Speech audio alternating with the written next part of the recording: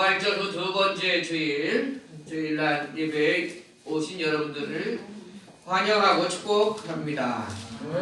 디베라 호숫가에서 요한복음 21장 12절에서 14절까지 말씀을 중심으로 하나님 말씀을 선포할 때에 귀한 은혜가 있기를 바랍니다. 오늘 본문의 내용을 보면 일명 디베라 호수라고 하는데 그 워낙 넓어가지고 보통 바다라 이렇게 표현하기도 하는데 엄밀히 말하면 짠물은 아니고요. 민물의 호수가 더 맞죠. 근데 오늘 본문에 보면 요한복음 21장은 원래 요한복음 20장에서 끝났다고 다 학자들은 보고 21장은 부록이라고 보통 생각하죠. 오늘 본문에 보면 여하튼 7명의 사례들이 그들은 예수님의 제자들이었던 사람들이죠. 지금 갈릴리 디베라 바닷가에 열심히 고기를 잡고 있어요. 지난 일주일 동안에 자기들이 3년간 모시고 따랐던 그 예수님이 십자가에 처형되어 죽임을 맞이하시고 또 그 과정들을 모두 지켜봤고 예수님 또 부활하셔서 만나기도 하셨고 지금 제자들의 마음은 잘 정리가 되지 않고 너무 큰 일들을 많이 당해가지고 좀 혼란해 있는 그런 기간들이에요. 머리가 복잡한 가운데 이 갈릴리 출신의 제자들 중에 누가 먼저 가자고 했을지는 모르겠지만 자연스럽게 자기들이 원래 속해 있고 잘하고 활동했던 그 갈릴리 바닷가로 모두 향했고 너무나 이미 체득되어 있고 그들이 이전에 가지고 있었던 그 고기잡이 직업을 향해 가고 있어요. 꼭 고기를 잡으려고 한다기보다는 그 마음을 정리하고 추스리기 위해서 그들이 할 수 있는 그것이 가장 최선의 방법이었는지도 몰라요. 예전에 하던 대로 자기들이 일찍이 밤 시간에 그물을 내리고 있어요. 고기를 꼭 잡으려고 하는 것은 아닙니다. 새벽 미명이 밝아올 때 예수님께서 그 바닷가에서 소리쳐 말씀을 하셨습니다. 여보시게라, 여보시게라, 고기 많이 잡았는가? 그들은 대답하지 않아요. 그물을 한번 오른편에 던져보시지. 이때까지 제자들은 이 말씀하시는 분이 예수님인지는 상상을 하지 못했어요.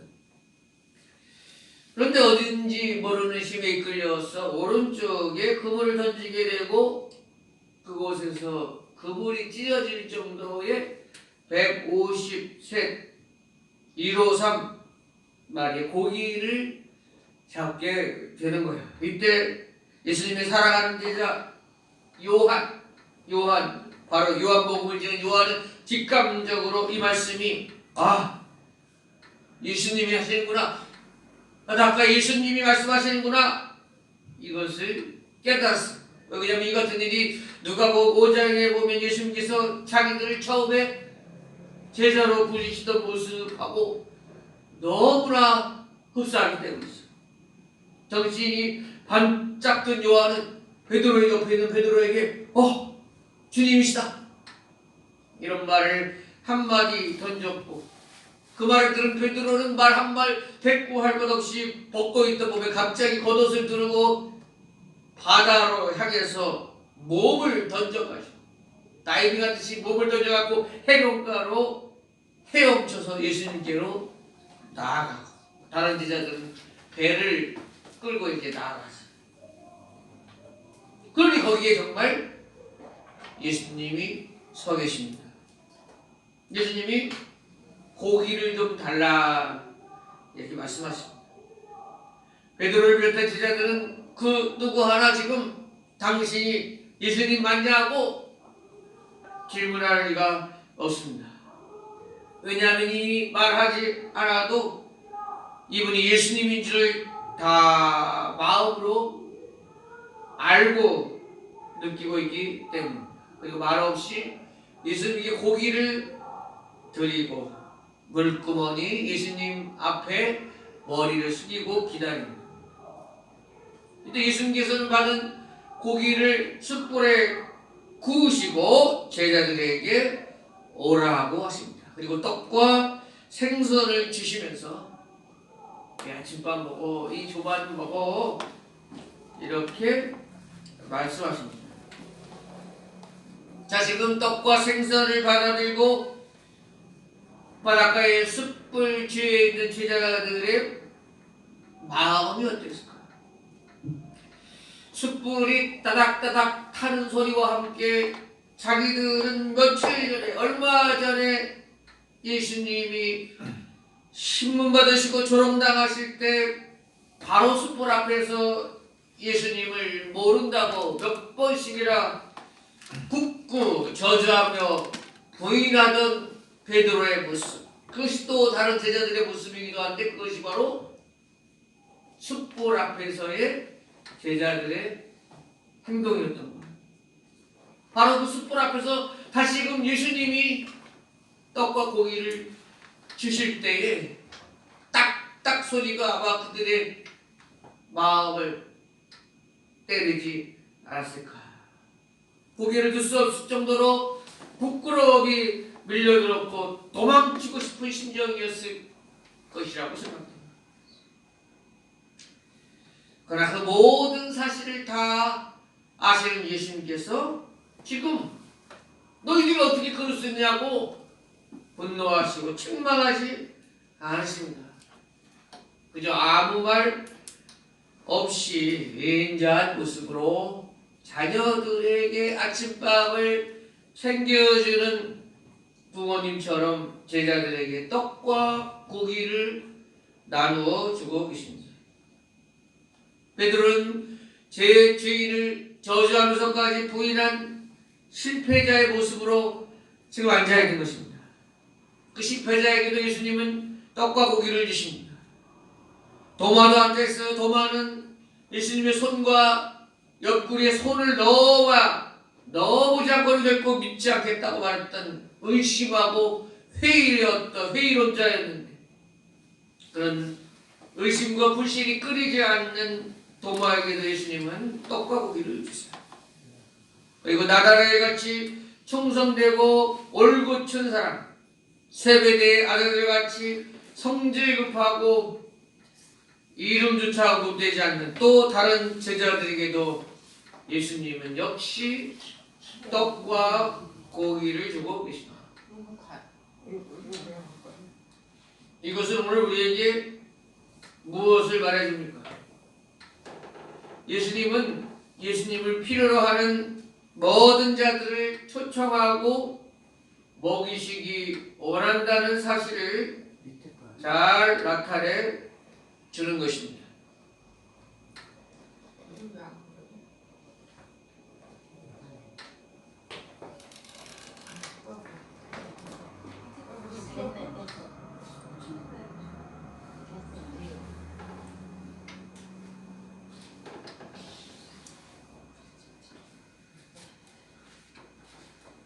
마태복음 11장 28절 29절에 보면 수고하고 무거운 짐진 자들아 다 내게로 오라. 내가 너희를 쉬게 하리라. 나는 마음이 온유하고 겸손하니 나의 멍에를 메고 내게 배우라. 그리하면 너희 마음이 쉼을 얻으리니 그랬어요. 사랑하는 여러분, 예수님은 세상에 가장 천하고 더러운 구유 위에 태어나셨고 누우셨기 때문에 우리 가난한 자들에 대하여 우리 궁핍한 사정에 대해서 고통당하는 것을 누구보다 잘 알고 계신 분입니다. 예수님은 십자가의 길로 나가시면서 로마 군인들의 조롱과 침뱉음과 비웃음을 당하셨기에 이 땅에 정말 억울하고 분통한 사연을 가지고 통하는 자들의 그 심정을 예수님은 잘 아십니다. 예수님은 십자가상에서 손과 발 옆구리에 못 박히시고 찔리시는 고통을 당하셨기 때문에 우리들이 당하고 있는 질병의 고통, 질병의 두려움에 대하여 고통당하는 것을 예수님은 누구보다 잘 이해하고 계시다 하는 것입니다.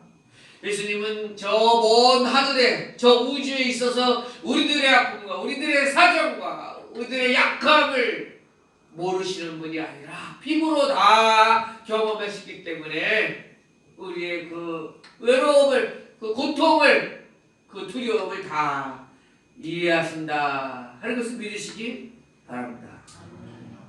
그리고 오늘 베드로처럼 도마처럼 실패하고 낙심되어서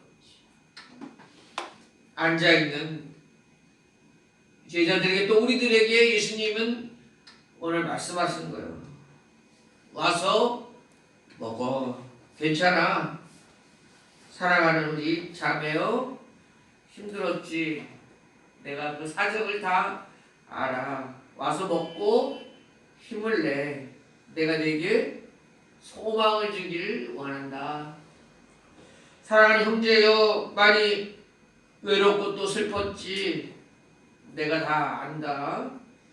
내가 차려놓은 이 식탁에 나와. 그리고 먹고 힘을 내. 내가 세상에서 너의 친구가 되어줄게. 이것이 오늘 예수님이 제자들을 초청하여 말씀하시는 말씀의 핵심이고, 오늘 공감 마음으로 나온 여러분들 향한 예수님의 음성인 줄로 믿으시기 바랍니다. 그리고 오늘도 이렇게 초청하고 여러분에게 말씀하시는 예수님의 그 말씀을 레마의 말씀, 살아있는 예수님의 음성으로 여러분의 심령에 들려주시기를 축복합니다.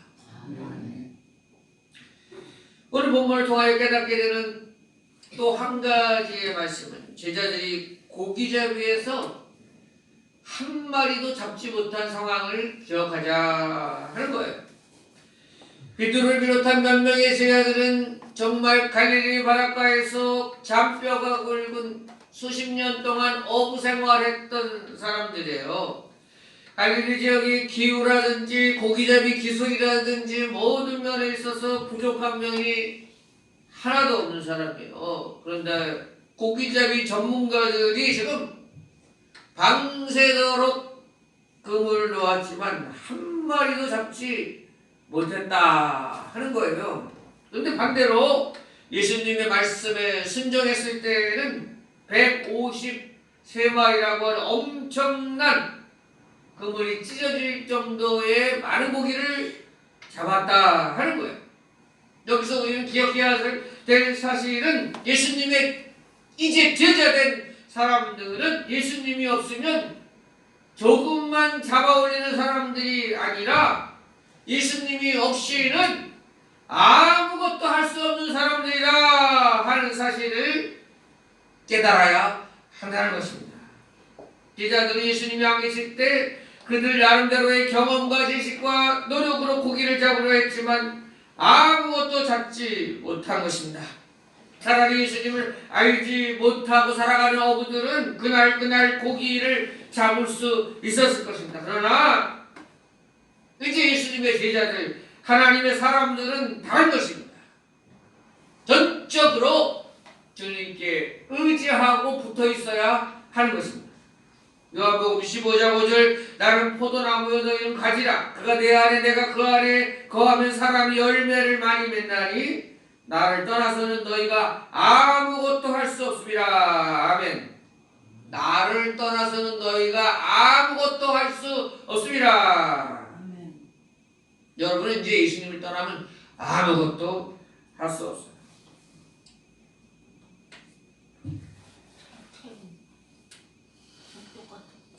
하나님께서는 일반 사람들, 자기 멋대로 살아가는 사람들에게도 일반적인 은총을 내리시죠. 믿는 자나 믿지 않는 자나 때를 따라 비를 주시고 햇볕을 주시고 건강도 주시고 물질도 주십니다. 그러나 예수님을 알고 예수님을 구주로 믿고 살아가는 우리들은 세상에 살아가는 여러 다른 사람들처럼 예수님을 떠나서 자기 생각대로 자기 방법대로 살아가서는 이제 안 되는 사람들이에요. 예수 믿는 사람들은 예수님을 떠나면 아무 고기도 잡을 수 없어요. 아무리 노력해도 아무것도 할 수 없는 존재가 된 거예요.